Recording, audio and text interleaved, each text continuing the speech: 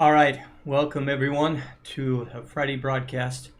I'm really excited to finally have found a tool that I think is the closest yet to achieving the story building that I want to achieve. Last week, one of the groups that I play D&D with, we haven't been able to get together for another month because of the outbreak of the virus. So the DM just decided to try something new, to do it online. I've been trying Roll20, but he said there's something new. And once I started doing research into it, I said, this is it. I've got to get this. I've got to start using this. So, what is this thing that I want to talk about today? It is Foundry VTT, Virtual Tabletop. It is fairly new on the market. It came out, it was in beta last year. There was a Kickstarter to fund it, and now it's live, and the community of people building things around it are really working well together, making it super user-friendly. I think it's way easier as a DM to set everything up in Foundry. I mean, of course, it took a little bit of learning at first, especially the trickiest feature I'll show you in a minute was the video conferencing system built into it, just to make one that worked super smooth. There's a small one built into it, but it had some problems with it for performance issues. But I found a workaround. Just about tore half my hair out going through that, but I got it to work, and I'm so excited.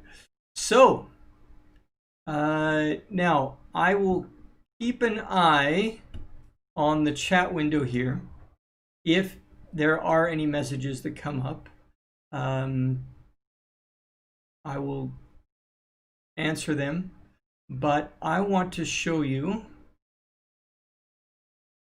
the demo.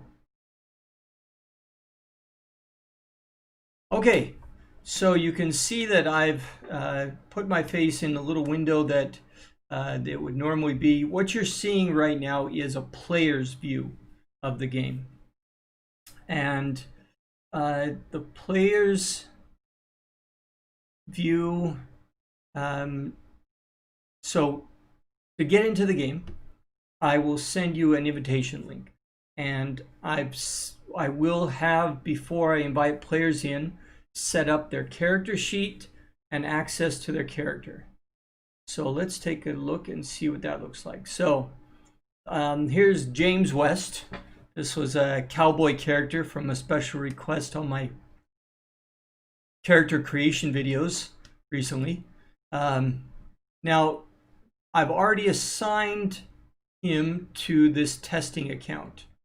And if we double click, there's his character sheet. You notice this B here. I talked before about Beyond 20 and D&D Beyond. It's possible still to use Beyond 20 and D&D Beyond, but you don't have to use it when you're playing the game. There's actually everything you need right inside the game once it's transferred properly. So this is a character sheet imported from D&D Beyond. Now, if we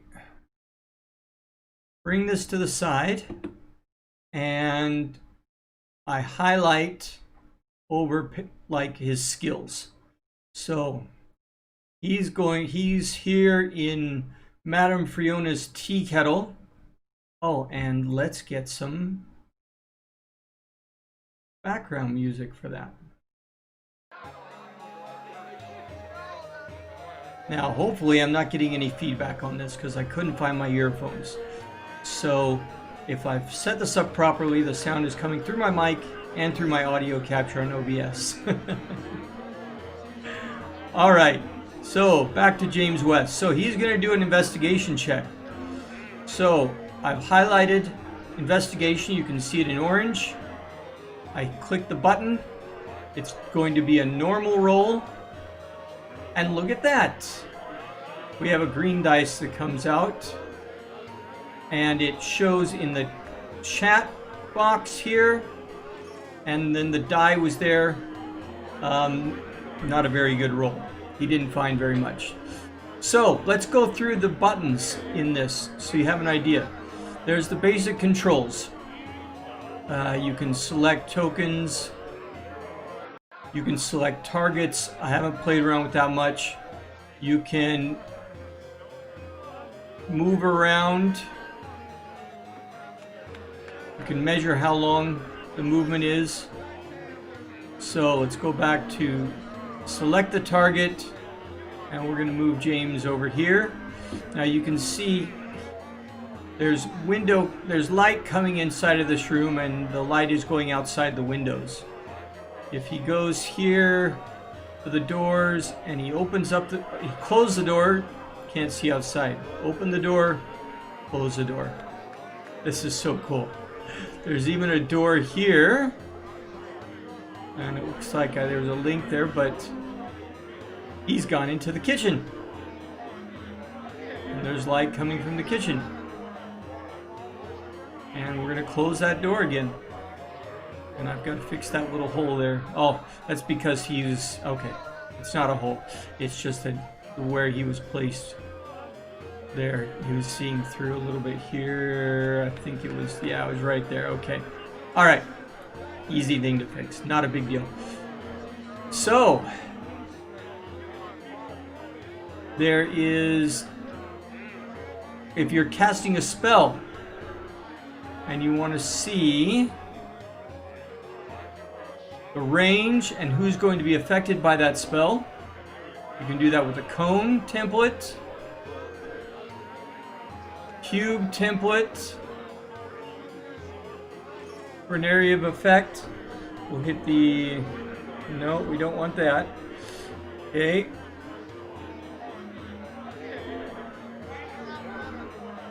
Okay, there's a area of effect in a circle. And we're going to close that. Now, how do I delete that? I just hit select it and hit delete. It's gone. Okay, and you can bookmark things. I haven't had a need to play with that. Oh, this is your journal notes, okay? And you can bookmark them to remember information about your adventure and your campaign. Okay, let me just take a look and see. No, we don't have any comments yet. Okay, so on the right hand side of the window, you've got your chat. This is where you see information that's happening in the world, things that the DM shares with you. I've got some surprises set up in there that you'll see in game time play. Now this is, we're going to test out a combat encounter in a minute. These are actors is what they're called, and as a player you'll only be able to see the actors that you can control. So this character, this test account, can only control this one character. So let's click back on that and moving around a little bit more. Okay, there are items that may be shared with you and information on those, journal entries, different tables.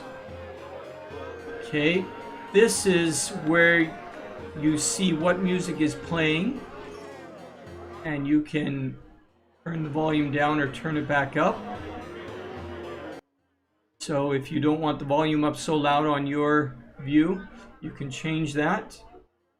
Okay, the compendium is information about monsters. Now you can take a look and you can learn about different monsters inside of the game. Really cool. You won't be able to control them much, so Well, let's see what happens. If this adult black dragon tries a multi-attack, nothing happens because the PC doesn't have control of that. It would just be able to read up some information. Okay, now I am going to take a look at... Let's just make sure everything's going good. Okay, everything looks smooth over there. Now, I am going to go to an encounter that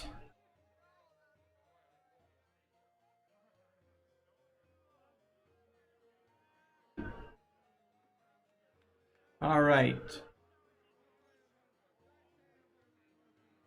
I'm in the GM screen and I'm trying to take a look at how I can move my players over to this. Aha! All right. Now we see our character James West has gone to a new scene. Okay, this is a barn. And you can see that he's got light where he can see, which is actually the light coming from the outside. And then as he moves forward, he sees this elf and her 3 guards who are waiting. Now, what would happen if they went into combat? Well, let us go.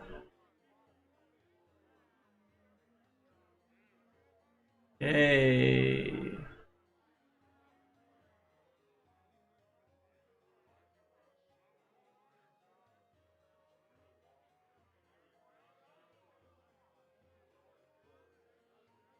Okay, I'm going to put these guys into combat on the DM screen, and then I'll come back and see what it looks like on the player screen. So you guys are just seeing, okay, so if I look at the combat hasn't started yet. I'm going to click on my token, and I'm going to click on this toggle combat state.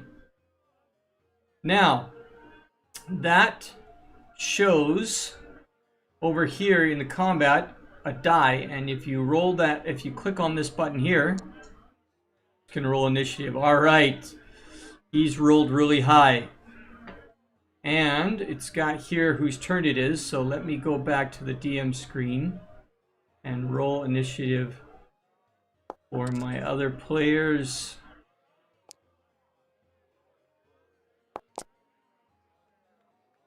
Okay, now going to...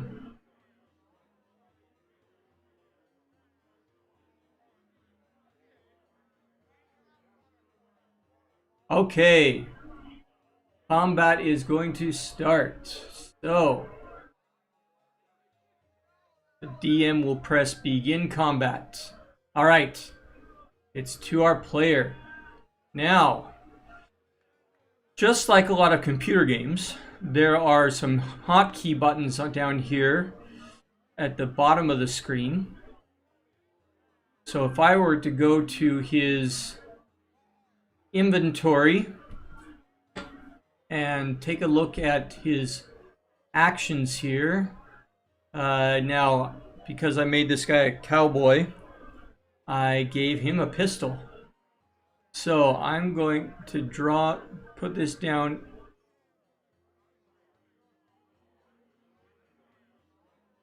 And we drag this into, all right. It's not working, maybe because I don't have an icon set up for it yet. So let's just roll the attack and see what happens.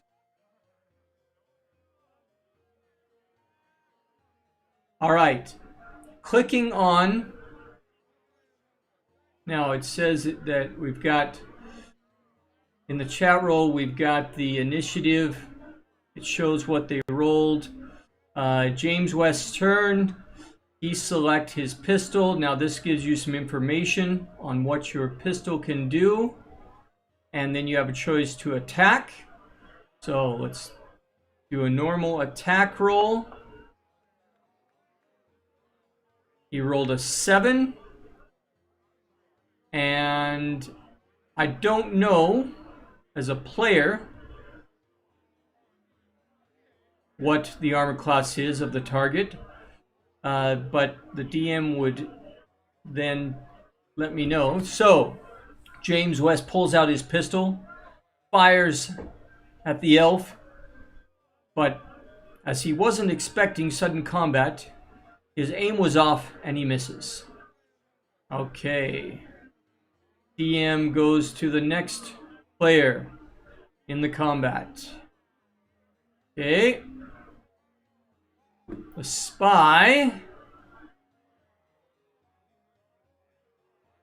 is going to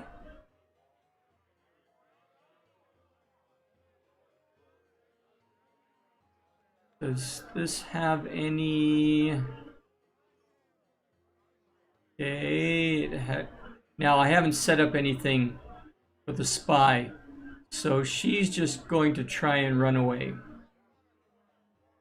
Now let's measure that and see how far she can actually run away. So she's got 30 feet of movement. Now you won't be able to see that I'm measuring this.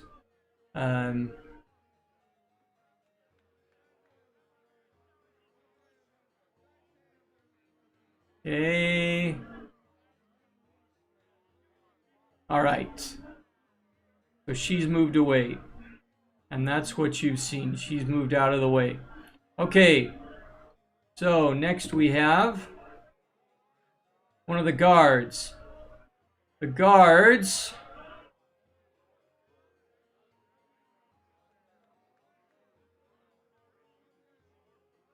has a spear, and it can be melee or ranged.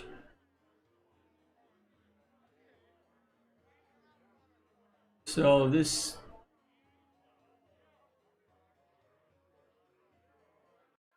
attack. Okay. Now you'll see here that the guard's turn. He used his spear. The guard attacks with its spear.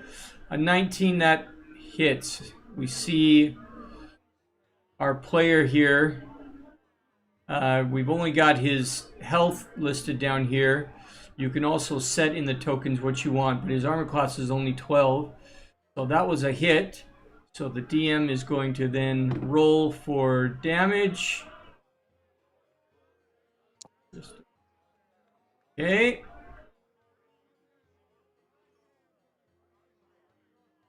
All right. James took 4 points of damage. So you'd go here and change that to 20. Or if we had 24 and we went -4. Oh, that's not what we wanted.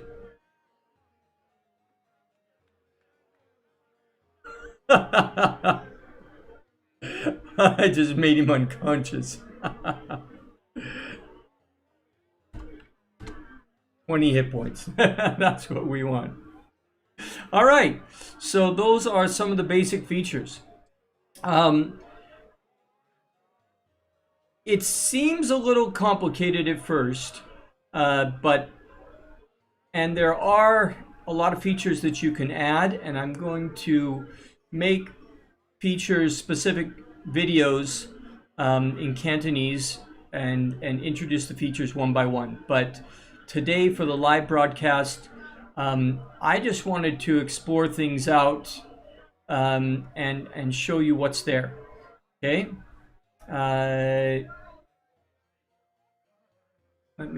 All right, let's switch back to my questions.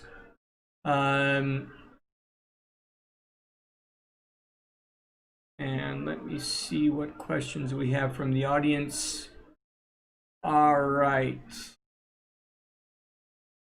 There was a question there a minute ago, and now it's gone. Where did it go? I don't know why recently my comments have not been showing up. Let me find another window that I can look at to find that question and answer it for you. Okay, just one second. I'm bringing this up in another browser. I saw the question about being able to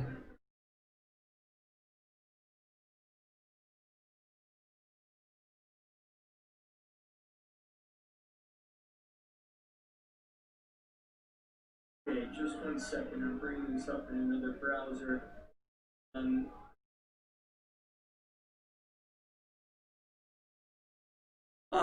There was a comment there, and I saw it briefly about someone asking about if things can be targeted. There are some more features about targets and stuff like that that I'm still figuring out. Right now, I'm just trying to make sure that it's working, everything's working smoothly for players to log in and start the first adventure. We're going to have our first session tomorrow night with my Cantonese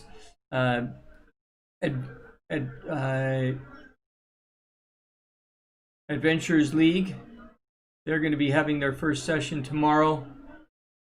There it is. Thanks, Francis. Can you click on the target and then roll again? All right, let me try that. Let me try that. So let me skip through the combat.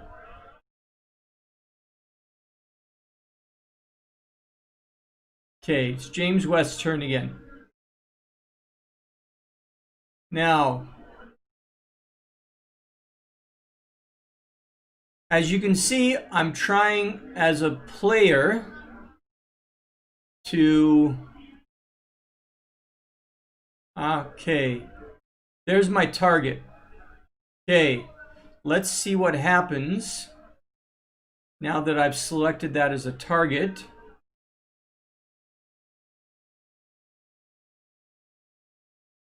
And it says...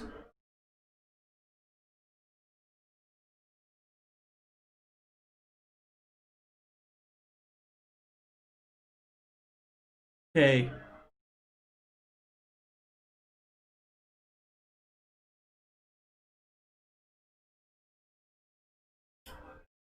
I'm not sure what that feature does right now. Yeah, I've got it selected. But let's say that his armor class is 10 and he hits. And I gave him a critical hit, which it wasn't, but just so you know that that option is there. Okay, so not sure what that button does yet.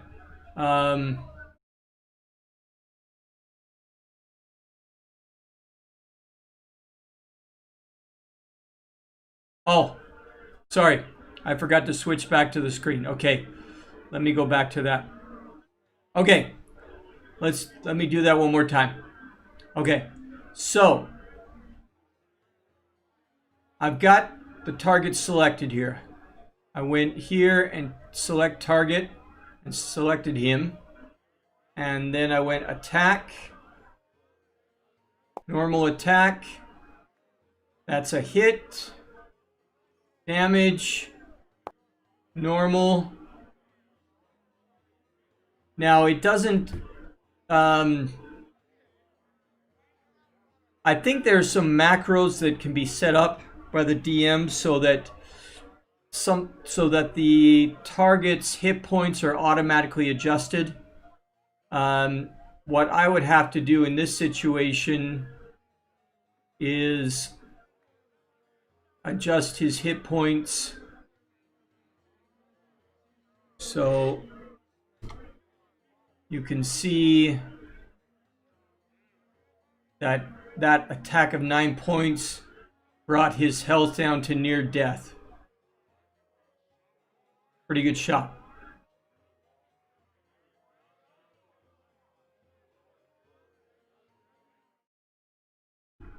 Okay, so that is the demo for today. And like I said, I'm going to start tomorrow doing short videos on each specific feature, adding as many features as I can to make the game more exciting for the players, with the goal in mind of making storytelling better. That's the whole reason why I've chosen this game as, and I forgot to switch music here. We're not in the tavern anymore. We're in the barn.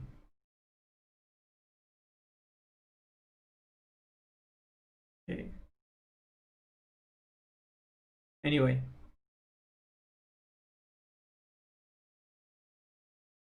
In this room, I'm back in the barn.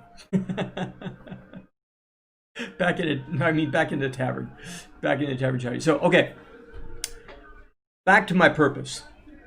The reason why I've chosen this style of gaming for education. I've talked over the last few months about the benefits of the game and the idea of getting comprehensible input. Comprehensible input is what allows your mind to process new language coming in and reuse it. I've been going through a couple summer courses with kids and doing grammar exercises, and they are mind-numbingly boring for both of us. Because that's not only 5% of people in the world learn languages that way. It's more interesting and more effective if you are getting stories and pictures and elements that your mind can process. Then you get the language. So that's why I'm so excited to have this new tool to increase my storytelling ability, even when we can't meet in person, thanks to the pandemic. All right. Well, thanks for tuning in. Thanks, as always, Francis, for some great questions. Look forward on my YouTube channel to the more specific videos about how each feature works. And I look forward to gaming with my gamers this weekend. And also, unfortunately, my first English class, I was going to test it out with them yesterday, but I didn't have a couple features ready yet. So really looking forward, by the time their class runs next Thursday, things could be running very smoothly, very nicely. So, all right. Thanks so much. Please leave your comments. I'd love to hear from you. And if you have not yet, please subscribe to my YouTube channel. It really means a lot to me. But I'm hoping that you'll subscribe because you're getting something out of this. And you want to know when I publish more posts. All right. Thanks a lot. Bye-bye.